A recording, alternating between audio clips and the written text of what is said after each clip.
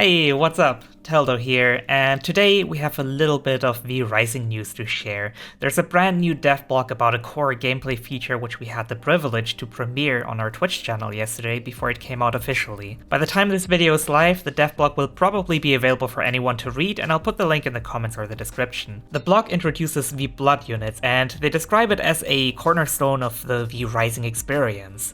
They're basically special monsters or humans who possess unique abilities or are especially powerful. They're a cornerstone of the gameplay loop because they will provide a core part of the progression. When you slay one of those V Blood units, you will be able to drink their blood and obtain their abilities. So a powerful necromancer may grant you their dark magic, or a mighty bear could make you physically stronger. Even non-combat abilities or passives may be learned by hunting down master craftsmen. To facilitate your hunt for new abilities, SLS introduces a new special crafting station, the Blood Altar, which provides the player a way to keep track of what kind of blood they aim to hunt for. I wasn't entirely sure how it would function from what the devblog describes, but after asking a developer, they elaborated it to be kind of like a tech tree or talent tree that will allow you to go down the paths that you choose and focus on whatever playstyle you may be interested in. So if you want, you can just focus on the crafting part and learn to create better equipment or make your castle look even more fancy. Or you could hunt down the strongest foes and capture all of their abilities to reign all over the vampiric lands.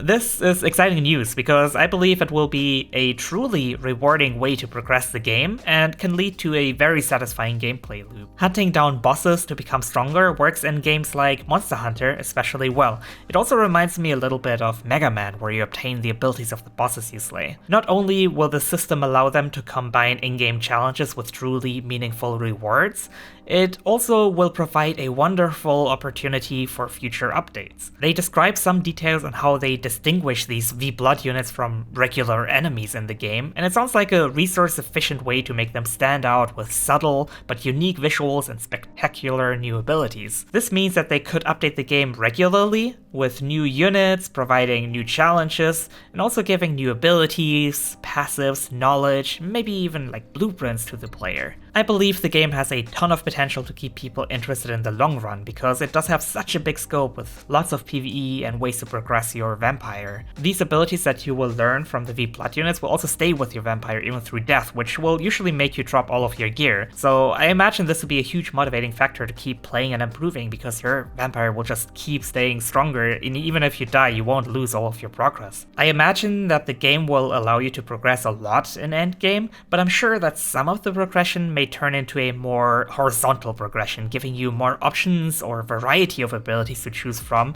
that aren't necessarily strictly stronger, so people can't just power creep into a whole new dimension, making it impossible for others to compete. That kind of progression can be addicting, and after having played something like Valheim, I know a lot of people are into well-executed survival style progression. That game still rocks like 36,000 concurrent players at the time of recording this video, and good PvE content just works wonders to keep people engaged longer. I know that some of you have concerns about yet another multiplayer game struggling with player retention, because we know a lot of great PvP games kind of died off over the years, like, Battlerite and Gigantic and so many other great games. But I really think that the bigger scope will help tremendously with this game. And also, not to forget, V Rising will offer a lot of opportunities for rewarding open world PvP with full loot drop on death, as well as potential castle sieges and the fight for Dracula status on your server. So there's going to be stuff to do for everyone. There's going to be PvE, there's going to be PvP, there's going to be crafting. It's going to be great.